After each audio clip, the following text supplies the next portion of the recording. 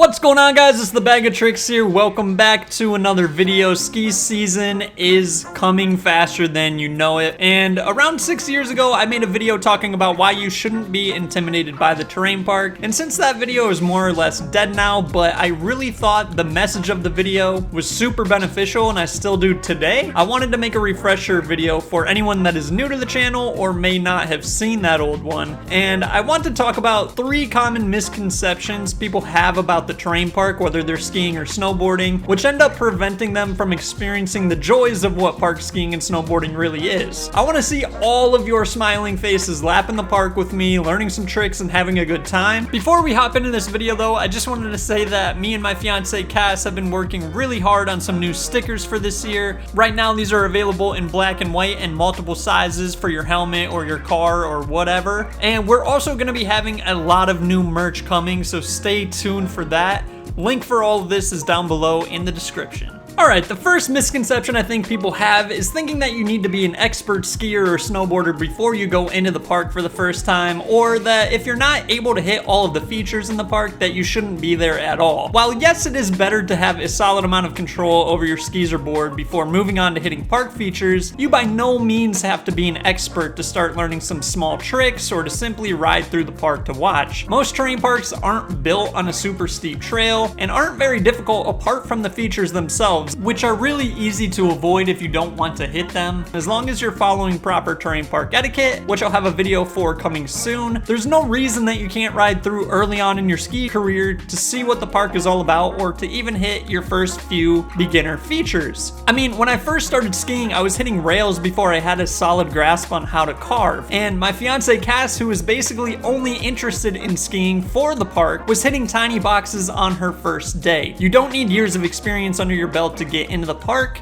You just need to take it slow, be smart, and don't push yourself too fast. The next misconception that I think a lot of people have is that you'll be made fun of when you're in the park, or that you'll be embarrassing yourself in front of all those other good park skiers. And I get it. It can definitely be intimidating to roll up to the top of the park for the first time. People are hitting features all around you, doing crazy tricks, and meanwhile you're just trying to figure out how to hit the tiny little baby box over on the side. But we all start somewhere. All of us in the park learn that little baby box at some point in front of other better park riders. So none of us are going to bash you for taking that first step, and somebody that is bashing you for that is just somebody that does not deserve your attention at all. As an experienced park skier myself, one of my absolute favorite things to see is somebody who is new and trying their first tricks. I get just as stoked for other people landing new tricks, no matter how hard or how easy that trick may be, as I do for myself. And I don't think I'm alone in that. Most park riders out there are super passionate about our sport, and we love seeing new people start to understand that passion with us. As long as you're following proper etiquette, then don't worry about embarrassing yourself. Oh, and another thing, every park skier, no matter their skill level, will crash. From an X Games skier to a mid-tier skier like myself to a very beginner park skier. That's just a part of trying more and more difficult tricks, and you should never, ever be embarrassed because you fell. The final misconception I hear a lot is that if you ride the park,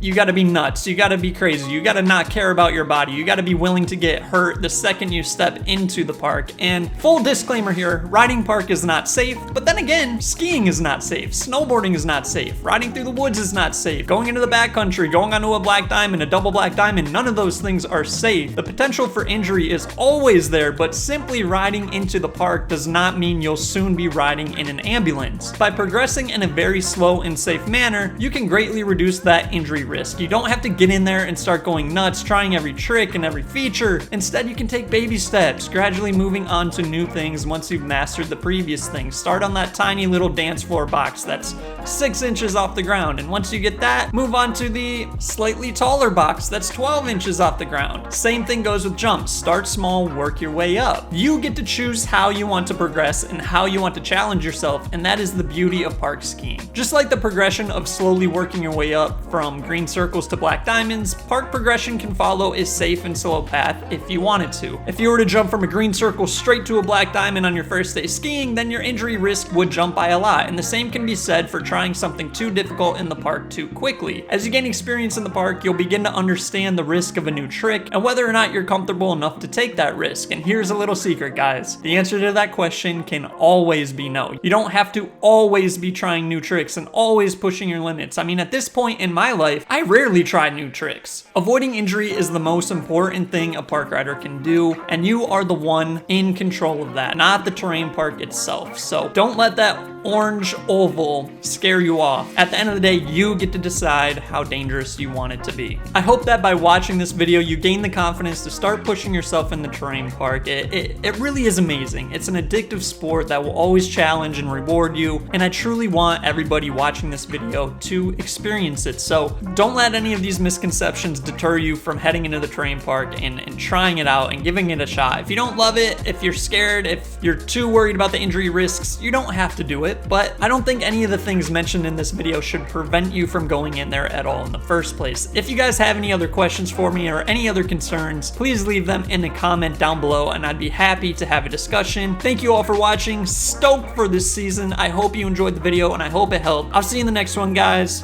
Peace.